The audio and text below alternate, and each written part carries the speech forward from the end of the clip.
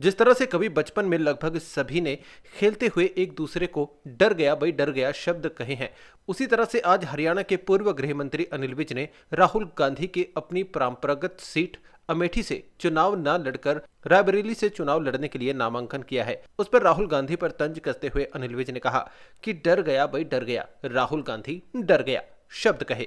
विज ने कहा कि राहुल गांधी स्मृति ईरानी के सामने चुनाव लड़ने से डर गए हैं, क्योंकि वहां पर लोगों को काम का हिसाब देना पड़ेगा, इसलिए वे रायबरेली से चुनाव लड़ रहे हैं। राहुल गांधी ने एक बयान में कहा कि बलात्कारियों से वोट मांग रहे हैं प्रधानमंत्री, यही उनकी गारंटी है। इस पर विज ने कहा कि राहुल गांधी कभी भी विकास की बात तो करते नहीं, इसी तरह से बातें करते हैं, इसीलिए अब उनकी बातों का क्या जवाब दें। राहुल गांधी जी डर गए हैं, उनकी हिम्मत नहीं पड़ रही कि स्मृति ईरानी के आगे अमेठी से जो उनकी परंपरागत सीट रही है वहां से चुनाव लड़े, क्योंकि वहां तो फिर हिसाब देना पड़ेगा, लोगों को हिसाब देना पड़ेगा। इसलिए वो रायबरेली से चुनाव लड़ रहे हैं। डर गया भाई डर गया, राहुल गांधी डर गया, डर गया भाई डर गया, राहुल गांधी डर गया। अब देखिए, राहुल गांधी कोई विकास की बात, कोई और बात तो करते नहीं है कभी भी।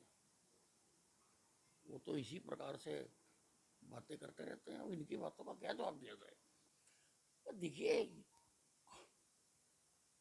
जो राहुल गांधी है या कांग्रेस है, जो अलग अलग राष्ट्रीय मुद्दों पर इनका दृष्टिकोण रहा है, उससे पाकिस्तान जनता की इनके प्रति बहुत सहानुभूति है, और बहुत सारे काम और बातें तो ये पाकिस्तान को, चाइना को खुश करने के लिए ही करते हैं। इसलिए पाकिस्तान के तो वो चाहेंगे कि भाई अगर ये बन जाए तो मजे आ जाएंगे। नरेंद्र मोदी है तो पाकिस्तान आंख उठाकर देख नहीं सकता, चाहे वो बालाकोट था चाहे उरी था, सीमा में घुसकर उनको मजा चखाया है। फिर वो तो चाहते हैं कि कोई कमजोर आदमी आ जाए। हरियाणा के पूर्व मुख्यमंत्री भूपेंद्र सिंह हुड्डा ने कहा कि हम संविधान बचाने के लिए इकट्ठा हुए हैं, संविधान बचेगा तभी प्रजातंत्र बचेगा। इस पर तंज कसते हुए विज ने कहा कि हुड्डा साहिब, कांग्रेस का इतिहास देख लो, पहले संविधान की सबसे ज्यादा धज्जियां कांग्रेस ने उड़ाई हैं, आपकी पार्टी की है इंदिरा गांधी।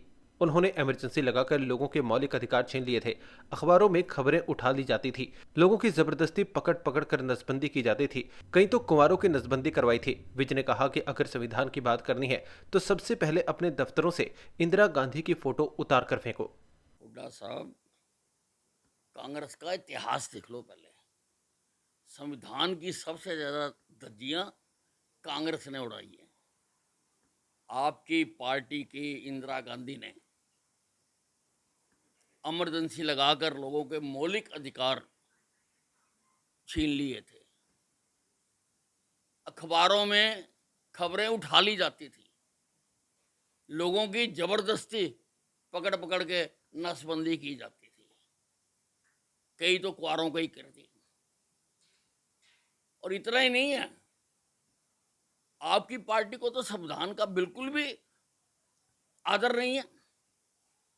आपने धारा 356 लगा लगा कर संवैधानिक तौर पर चुनी गई सरकारों को आपने तोड़ तोड़ कर ऐसे आप खेले जैसे बच्चे फुटबॉल के साथ खेलते हैं। आपके मुंह से संविधान का शब्द अच्छा नहीं लगता। आप, अगर आपने संविधान की बात करनी है तो पहले अपने दफ्तरों से इंदिरा गांधी की फोटो उतार कर फेंको।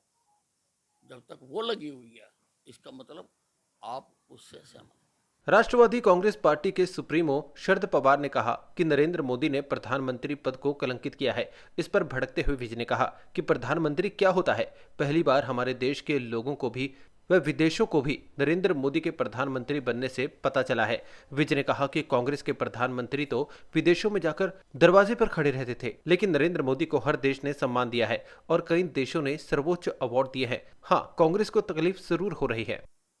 प्रधानमंत्री क्या होता है, पहली बार हमारे देश के लोगों को भी और बाहरले देश के लोगों को भी मोदी जी के प्रधानमंत्री बनने के बाद पता चला। अरे तुम्हारे कांग्रेस के प्रधानमंत्री तो विदेशों में जाके दरवाजे पे खड़े रहते थे। हमारे प्रधानमंत्री नरेंद्र मोदी को हर राष्ट्राध्यक्ष ने पूरा सम्मान दिया है और कई देशों से तो उन देशों का जो सर्वोच्च अवार्ड होता है, मैं डिटेल बताऊंगा तो बहुत लंबी हो जाएगी बात, वो दिए हैं। हाँ, तुम्हें तकलीफ जरूर होती है, कांग्रेस को जरूर तकलीफ है, और तुम्हारी तकलीफ का भी हिंदुस्तान की जनता इस चुनाव में इलाज कर देगी।